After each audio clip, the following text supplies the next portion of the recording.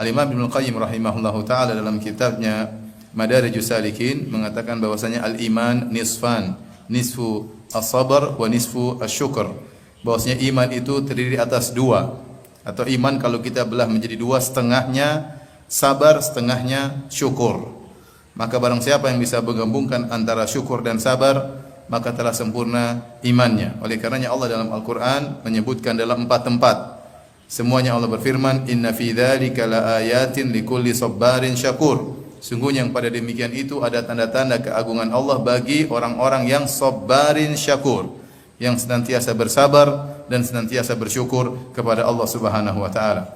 Di sini sampai dalam 4 ayat Allah gabungkan antara sabar dengan syakur, yang menunjukkan jika seorang dalam dirinya tergabung keduanya, bersabar dan bersyukur, maka telah sempurna imannya. Karena kondisi manusia tidak luput kecuali dari dua hal, mendapat anugerah dari Allah atau sedang diuji oleh Allah Subhanahu wa taala. Jika dia mendapat anugerah, maka hendaknya dia menjadi orang yang bersyukur. Jika dia diuji oleh Allah, maka hendaknya dia menjadi orang yang bersabar. Maka dikatakan tanda kebahagiaan adalah 3. Idza u'tiya syakara wa idza butuliya sabara wa idza adnaba istaghfar.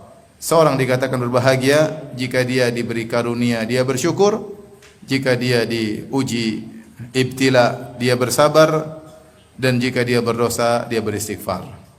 Kapan dia berdosa? Tatkala dia diberi karunia dia tidak bersyukur. Kapan dia berdosa? Tatkala dia diuji dia tidak bersabar. Oleh karenanya seorang hamba hanya berputar pada 3 kondisi ini. Jika dia diberi kenikmatan, hendaknya dia bersyukur. Jika dia diberi ujian, hendaknya dia bersabar. Jika dia tidak mampu bersyukur, tidak mampu bersabar, maka hendaknya beristighfar. Maka selama seorang hamba berputar pada 3 poros ini, maka dia adalah seorang hamba yang berbahagia. Hadirin dan hadirat yang dirahmati oleh Allah Subhanahu wa taala, dari sini kita tahu bahwasanya bersyukur adalah ibadah yang agung. Karena Al-Imam Ibnu Qayyim rahimahullahu taala tadi menyebutkan iman dibagi menjadi 2, setengahnya sabar, setengahnya syukur, ya. Banyak orang bisa menghadirkan sabar itu ibadah, banyak. Tapi terkadang terlalaikan bahwasanya syukur juga ibadah kepada Allah Subhanahu wa taala. Sebagaimana seorang dituntut untuk bisa bersabar dalam ujian, dia juga dituntut untuk bisa bersyukur tatkala diberi kenikmatan. Karena begitu agungnya syukur kepada Allah, sampai para ulama berselisih mana yang lebih afdal, seorang hamba yang pandai bersyukur ataukah seorang hamba yang pandai bersabar. Khilaf di kalangan para ulama, apakah mana yang lebih afdal, al-ghaniyus syakir, seorang yang diberi kecukupan yang bersyukur, atau al-miskinus sabir, atau orang yang miskin yang bersabar, ya.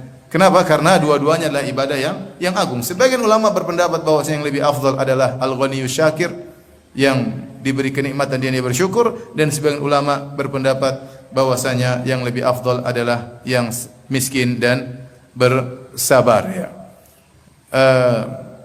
Namun yang lebih benar kata Imam Ibnu Taimiyah rahimahullahu taala, bahwasanya yang paling afdal di antara keduanya, antara yang kaya bersyukur dan miskin yang bersabar, adalah yang paling bertakwa di antara keduanya. Siapakah takwanya yang lebih tinggi? Apakah syukurnya yang membuat dia takwanya lebih tinggi, ataukah sabarnya yang membuat takwanya yang lebih tinggi? Mana yang lebih bertakwa di antara keduanya? Maka itu adalah yang lebih afdal. Akan tetapi, ya, seorang, ya, menerima apa yang Allah gariskan. Jika dia diberi kenikmatan, hendaknya dia bersyukur. Jika dia diberi ujian, maka hendaknya dia bersabar.